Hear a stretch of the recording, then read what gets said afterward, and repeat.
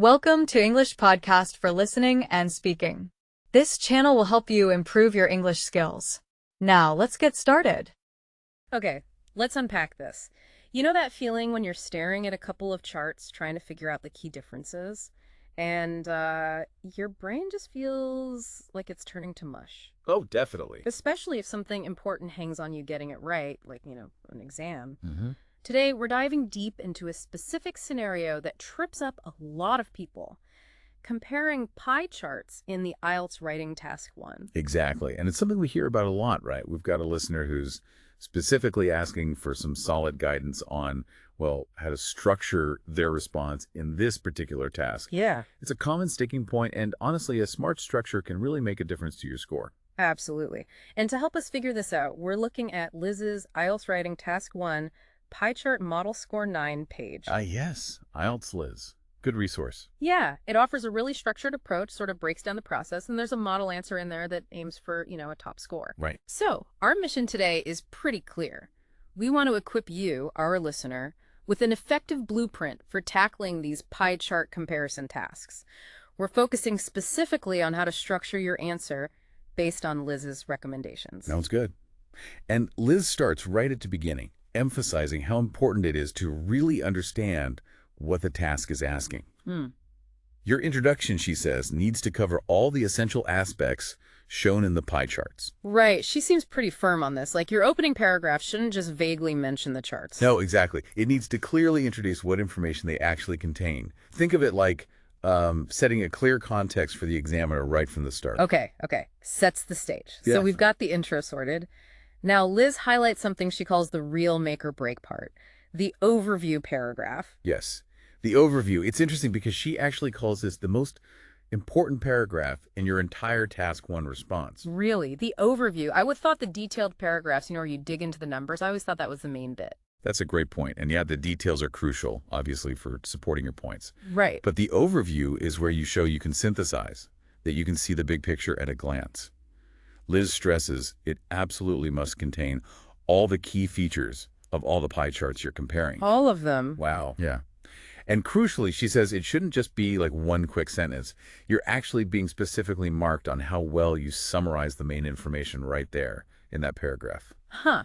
So you get marks just for the overview content. Seems so? A strong overview acts as a foundation. It immediately shows the examiner, okay, this person gets the main story of the data. Okay, that makes a lot of sense, actually. It's like giving the examiner a clear signpost. Here's what I saw right away. So what counts as a key feature then? What needs to go into this crucial overview? Well, Liz gives some very specific pointers here.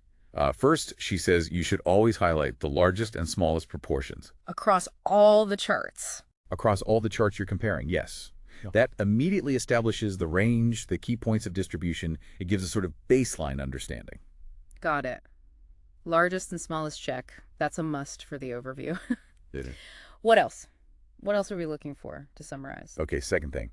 You need to note whether the charts are showing changes over time. Right. Like that France energy production example she uses, with data from 1995 and 2005. Or if they're comparing different categories at just one point in time, maybe, say, broken down by gender or region or something. Oh, okay. Because Liz points out, and this is important, the way you organize your report and even the language you use, it's going to be different depending on which type it is. That's a really key distinction. So if it is that then and now scenario, like the France energy one, what specific key features should the overview focus on then to really nail the summary of changes? Good question. In those cases, with different time periods, Liz is very clear. Your overview must highlight the main changes or the key trends that happen between those 2 points in time. So like what went up the most? What dropped? Exactly. What increased significantly? What decreased? Maybe what stayed pretty much the same. That's the core of it, capturing those main shifts right up front in the overview. Okay, right. So intro sets the scene. Overview gives the headlines, biggest, smallest, main changes or comparisons. Got it. What comes next? How do we structure the rest of it to present the detail effectively? So based on Liz's model answer and her tips, the logical flow seems to be dedicating separate paragraphs after the overview to actually detail the data. Okay. This lets you dig into the specifics and provide the evidence, the numbers, to back up the trends you already flagged in the overview. Right, so moving from the big picture to the nitty-gritty, how should we organize those paragraphs, the detailed ones, especially if we're looking at change over time, like that France example again? Is there an effective way to structure them? Yeah, for pie charts showing change over time, a good strategy is to organize your body paragraphs to really highlight specific changes and comparisons between the periods. How so? Well, for instance, you might have one paragraph focusing on the energy sources that saw, significant increases, and maybe another detailing the ones that decreased. Ah, grouping the changes. Exactly. Or grouping similar trends. The key is to provide the supporting data, the percentages, for the trends you identified back in your overview. Yeah. It helps link everything together logically. That sounds like a really clear, organized way to do it. Okay, so we've got the what of the structure, introduce, overview with key feature trends, then detailed paragraphs backing it up. What about the how, the actual language we should use? Liz does give some helpful language tips, specifically for describing pie charts.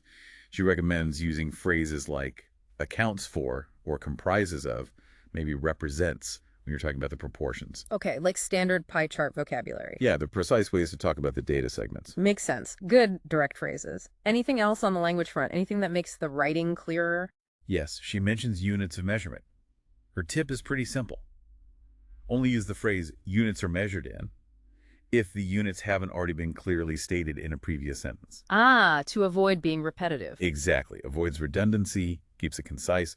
So if your intro already said the data is in percentages, you don't need to say units are measured in percent later on. Got it. Don't state the obvious twice. Makes sense.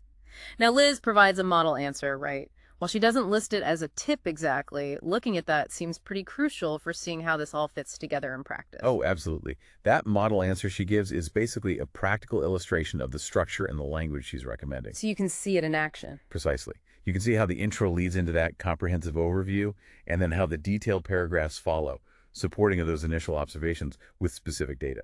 It's a great way to see the theory applied. And I noticed looking at the page, some of the comments and Liz's replies, they kind of touch on common mistakes people make. Are there any sort of structural pitfalls we should be aware of? Things to avoid? Yeah, that's a good point. While it wasn't the main focus of her tips list, some of those interactions do highlight the need for conciseness and focus. Like what? Well, for example, she advises against trying to define what others means in the overview. That category isn't usually a key feature itself. Right, it's just everything else. Exactly. Yeah. And similarly, while the introduction needs to be thorough, like we said, it shouldn't get bogged down in, say, overly detailed lists or background info that isn't directly about what the charts show. Keep the focus sharp. Okay, keep it relevant to the visual data. Gotcha. So let's just quickly recap this deep dive then. For structuring IELTS Task 1, comparing pie charts, we need a clear intro covering everything. Then, that really important overview paragraph hitting all the key features, largest, smallest, main comparisons or changes over time. Definitely the overview. Then, break down the data logically in the following paragraphs. Use that specific pie chart language, like accounts for, and be smart about mentioning units. And check out the model answer to see how it all works. Precisely. And by following this kind of structured approach, you, our listener, can hopefully feel much more confident, maybe a bit less overwhelmed when you're faced with this task. Yeah. It gives you a framework, a way to present what you understand about the data clearly and, importantly, effectively, which is exactly what the examiners are looking for. Absolutely. So as you're thinking about all this, here's something to mull over. Consider how these structural principles, the clear intro, the comprehensive overview with key features, the detailed supporting paragraphs, how could they apply to other types of data in Task 1? Oh, interesting, like bar charts or line graphs. Exactly. Bar charts, line graphs showing trends over time. Now, specific language might change a bit, right? We talked about pie chart phrases. I'm sure you'd use different verbs for trends, maybe. Yeah, right. But that core idea, that logical flow of introducing, summarizing the main points, and then detailing the evidence, that structure seems pretty crucial for effectively explaining any kind of data comparison. It's definitely worth thinking about how this foundational structure could serve you across different Task 1 scenarios.